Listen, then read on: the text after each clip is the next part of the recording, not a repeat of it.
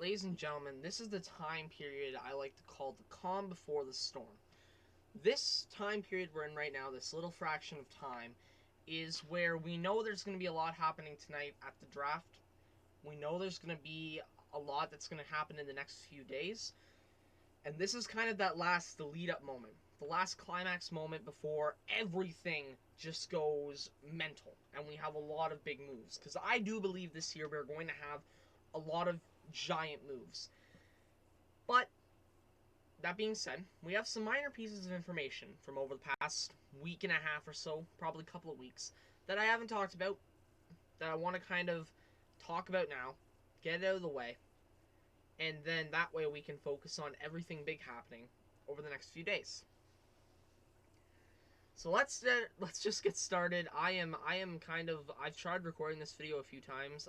I've just not been I haven't been all there today. I don't know why, but yeah. Let's just get things started here. Let's talk about buyouts first. Over the past week and a half or so, we've had four buyouts that have caught my eye. We've had, or four buyouts in general: Bobby Ryan, Henrik Lundqvist, Michael Grabner, and Jack Johnson. We'll start with Bobby Ryan. He's somebody who can still do things offensively, but at 7.25 million, I understand why the Senators thought it was time to part ways. It does save them a lot of money, if I'm not mistaken. I know it does chop off the cap hit. I'm still not fully knowing why Ottawa made this move, but I'm also going to presume maybe Bobby Ryan wanted out of there himself. This gives Bobby Ryan the chance to pull off a bit of a Corey Perry, except he's a little bit younger and there could be more reward. So Bobby Ryan, I think, will go and he'll sign that prove it 1 year deal with the team to try and build that reputation back up a little bit.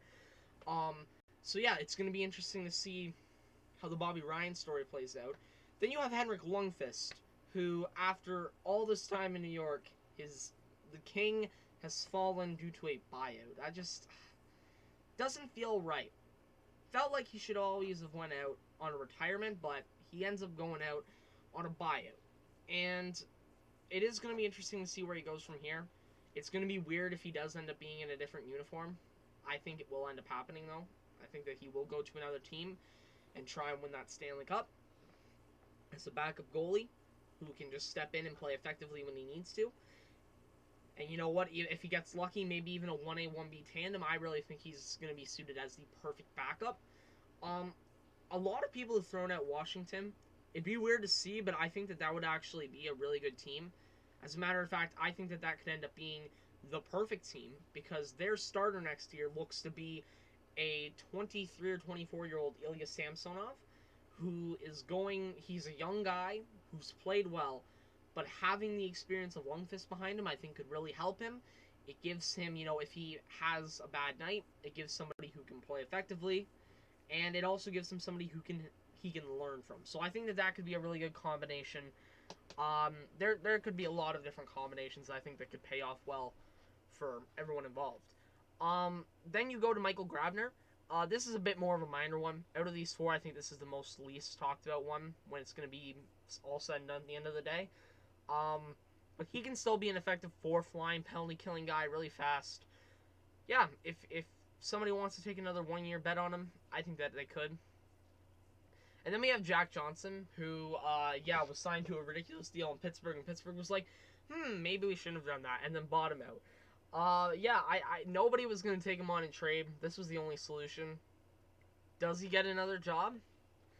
I mean, I know it's kind of, it might be a bit of a out there prediction. I think out of these four, the guy least likely to get a job in any capacity is Jack Johnson, because he was a disaster in Pittsburgh.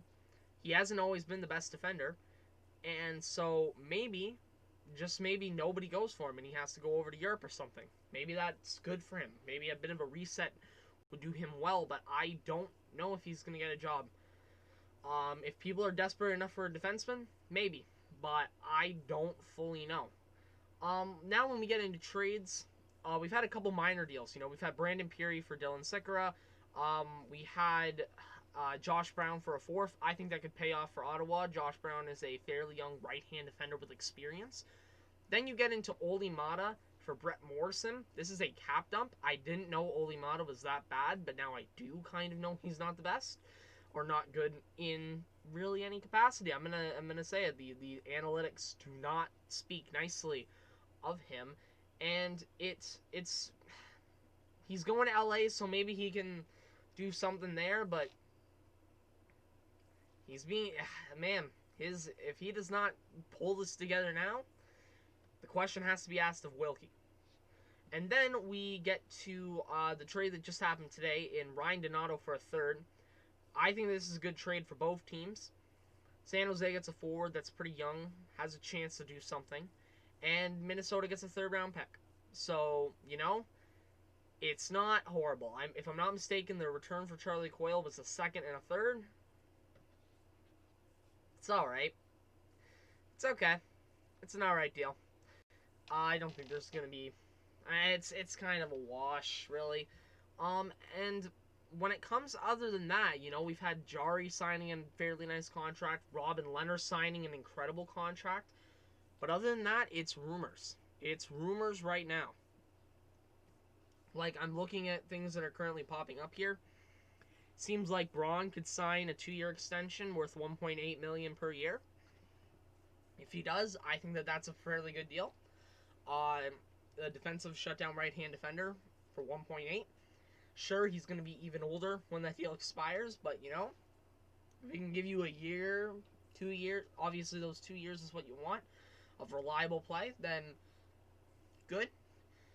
But it's going to be really interesting to see, because I think that this is, like I said, the calm before the storm. Right here is just that little bit of a buffer period, and then we're going to transfer into absolutely crazy madness psycho season in the NHL offseason. Things are happening while I'm making this video. Inconveniently, of course.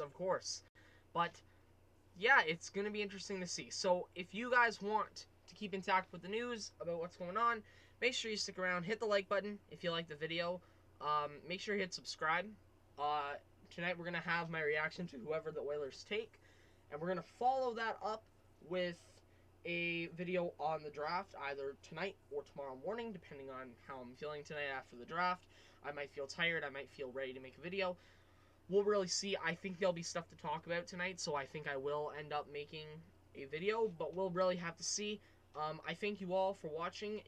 Again, make sure you hit the like button, subscribe, leave a comment down below if you want to start a conversation. Thank you all for watching. I will see you on the next one, and goodbye for now, everybody.